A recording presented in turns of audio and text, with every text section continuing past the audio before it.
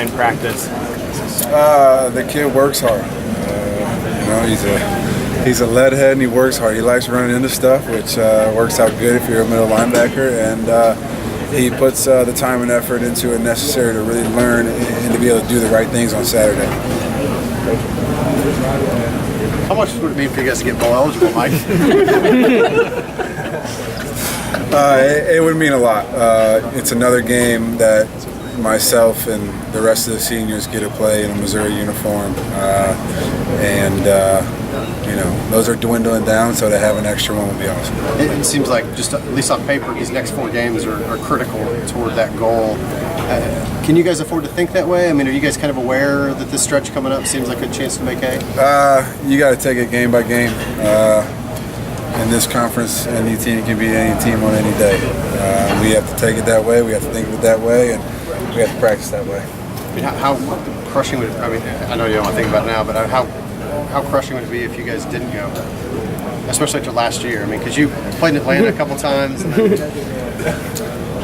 What's going on, Mike? How you doing? I remember last year, homecoming week, you said that, I can't remember who told you it was homecoming week. Do you know it's homecoming week this week? Yeah, somebody told me they were coming for homecoming this week, so I realized it was homecoming. When you go back to the 6 games played, 6 games left, what did, I guess, other than obviously bowl eligibility, but consistency, I mean, little things, what else do you want to do to make sure that this season ends in a success? Win.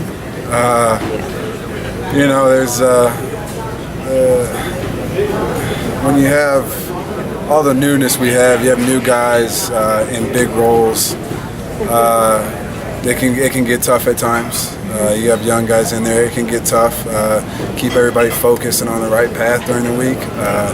I think some of these losses have kind of reinforced that if we don't do the right things during the week, we have no shot on the weekend. I just think people need to come out and work and practice, or else it'll never happen in the game.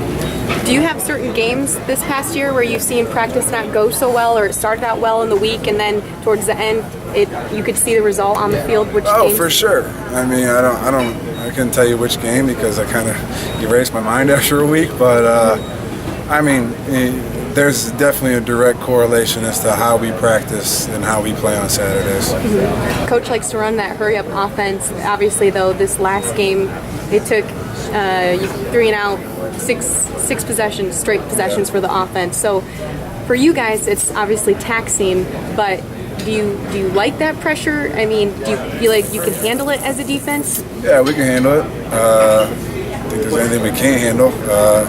You also have to look at the flip side is that type of offense gives us the best chance that we have at winning games and scoring points. You read, there was an article before the season about how our offensive line coach has the toughest job in America, I believe it was. It might have been the world. And just look at how they're performing, The way our offense is structured that way because of the players we have and our talents and our strengths. If you take away our strengths, then we really don't have anything. Michael, how much different does a loss like Saturday feel this year than maybe it would have last year for you? For me, absolutely no different at all. Every loss is just as bad as the one before. When you put in the amount of work before the season, in the season, during the week, every day, every night, and you don't come out with what you wanted, it hurts every time. What about from a team perspective? I think they feel the same way. Mike, you guys are getting a lot more takeaways on defense. Is that just a byproduct of everyone, being a little bit more aware of turnover opportunities, takeaway opportunities, or is that more scheme playing into it? I think we play a little tighter on defense now. I think we went from being a zone team to kind of a matchup team, and I think that's helped out a lot. I just think we're a lot more aggressive in pass coverage this year. Do you like that a little bit more? Because I know that was kind of the knock against last year's defense, where you got the low yardage, but you didn't get the takeaways. Is that something that maybe suits you guys or makes you guys feel a little more excited about? Yeah, I mean, when it's one of those deals that when the new coach just came in and said, hey, this is what we're going to do, you kind of look at it and say, why weren't we doing this all along? You know, type of deal. So I think it's good for us.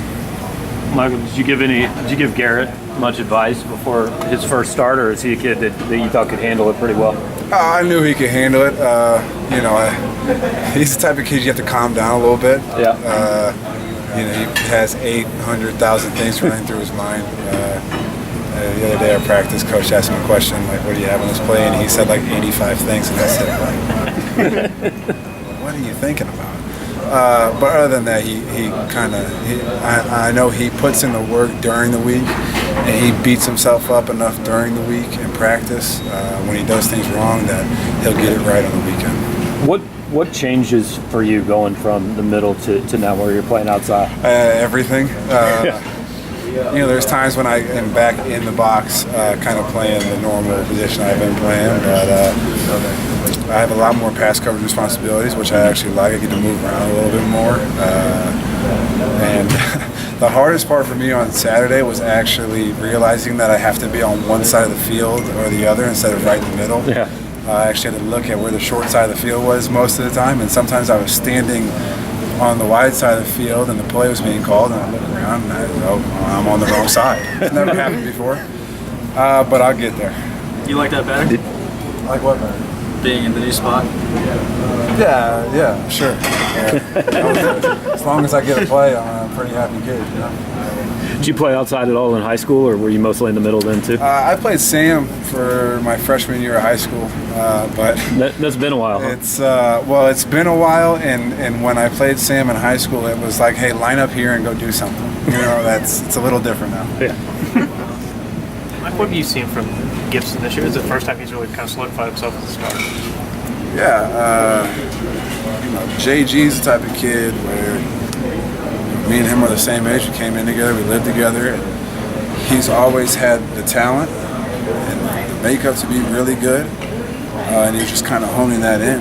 And you know, I think this year he's really taken the coaching very well, and he trusts in the coaching, and you see it on the field. You see it in, you know, his ability to kind of jump routes and sit on routes because he trusts in what the coaches are taught him. This Middle Tennessee team, they throw like 50 times a game. Yeah. It could be a lot different than what you've seen maybe the last couple of weeks. Yeah, it's a ton different. You know, they're going to be spread out the entire game. They really like to throw screen passes and quick stuff like that. Misdirection stuff to kind of throw you off. And they have a few really talented athletes too. They get the ball in space. They can be dangerous. You know, we played one at Ole Miss a couple of years ago, and he actually had some success on us at Ole Miss. I guess about 4 years ago now. But you know, they have athletes that they want to get the ball in space. Michael, when you take a step down from the SEC to non-Power 5 like you did against Delaware State, did you notice anything then the following week or practice where you're stepping down in competition per se? And do you think it affected the team at all moving forward after that? No, it doesn't affect the team at all because you prepared the same exact way. I think it's tougher to play a team like Delaware State. It's hard. It's hard getting motivated to practice hard every day, and it's hard getting yourself up to kind of go play a game that you know, no disrespect, but you know you're going to walk out there and have a mediocre game and you're going to be just fine. Nobody will ever notice. So it's tough having that focus for games like that, but it doesn't change anything for the coming weeks now. Josh Eagles' touchdown, from your perspective, looking at that to see, I guess, how fun was that? I mean, it's cool that Josh scored a touchdown. The most impressive thing was somebody said he hasn't touched the ground yet all season when he ran the ball. He didn't touch the ground in practice either when he ran the ball, so I think he's the only college football player ever to run the ball as many times as he has and never touched the ground. Like, do you think playing time on this team is maybe more based on how guys practice leading up to the game than maybe past season? I mean, Barry talked about how that some of those position battles kind of come down to Yeah, 3 or 4 practices, really. Yeah, they come. It's everything. It's not only practice. It's how you conduct yourself off the field. Do you take care of your responsibilities? Are you someone we can count on? You know, if you can't take care of what you have to take care of off the field, and we can't trust you to do that, then it's kind of hard to trust you. There's that, and then there's practice. But the thing that you have to realize with practice is the way a person practices is the way they're going to play in the game. So I think there was some instances where guys weren't having the greatest practices, and the game looked exactly the same. And so when it's that way, and you got another guy that maybe looks a little better in practice, you got to give him a shot. You know, it's normal football. It's competition. It's just because maybe we're not used to it around here. Because maybe some of the coaches were loyal to their guys, and they knew their guys were going to come out and play on Saturdays, no matter how they practiced. Now with the team we have, you have to practice well to play well. Was that more the way it was in the past? There was maybe a little bit loyalty to, or You know, I don't know what to call it loyalty. It's not like the coaches like a certain guy over another. It's just some guys were able to get by in practice and go out and play really, really well in the games. And, you know, there's certain guys like that. I've been around a lot of them, and some instances there's guys who don't practice well and then don't play well in turn. So you guys think it's crazy because there's so many guys flip-flopping all the time, but that's normal football. You show you can play well on a practice field, then you can show you can play well in the game. That's how it works. So Marcel Frazier, is he one of those guys? I mean, he got his first start. Is it fair to say then that he's picked his practice? Oh, for sure. Yeah. He practiced extremely well during the week, and then you saw what he did during the game. You know, the same plays he was making in the game, he made during the week. He sacked Marvin a few times during the week like it was nothing. And it's every sport. You know, you practice it and then you play it. You know, if you practice it bad, you play it bad.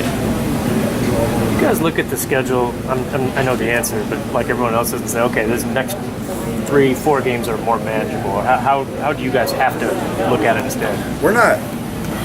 No disrespect to our team, but we're not good enough to just look ahead like that and say, oh, we got 4 teams who haven't had the greatest season ever coming up, so hang on. We're not good enough to do that. We have to come every week and practice, get better and learn on both sides of the ball, do things right off the field and not create distractions for us, or else we can beat any team in the country, I think, but I think any team can beat us. You've been on teams that are really good and teams that struggle like last year. Do you worry about younger guys doing that, looking at the schedule and say, oh, this will be easier?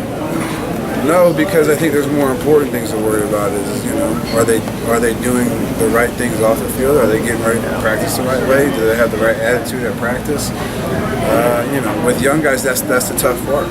They don't realize that it's not people forcing you to do stuff. This is what you got to do. It's not coaches complaining at you and napping at you. This is how it works. You have responsibilities, and you have to take care of your responsibilities, and then you get to play football, and then you get to have fun. And when you take care of your football responsibilities too, then you start to play better. You start to get more reps in the game. Yeah. It's just it's normal though for high school. I wasn't quite the same way, but I was very similar to where. Sometimes when the coaches yell at you, you think they're nagging at you. Really, they're trying to make you better. Yeah. Do you say anything to Drew after a game like Saturday? And if so, what? Oh, there's no point. What am I going to say to Drew? Drew's good. I don't. You guys are crazy. Anybody talking about Drew this, Drew that is crazy because 3 weeks ago you thought Drew was God. You're nuts. And it's just and then I see all these tweets. Oh, Drew and Marvin aren't available for media. So what? That has nothing to do with anything. Maybe the kids have done it every week. Maybe they want to go home for a chance and spend some time doing something else. There's nothing to say to him. Drew's good. What else do you want me to say? Drew, you're great. Good luck next game. Glad you still came and talked to us. Yeah, you're welcome. You don't have to humor me if you've already answered this, but what stands out about Middle Tennessee? They just spread you out and get the ball all in the open field of the playmakers. Mm-hmm.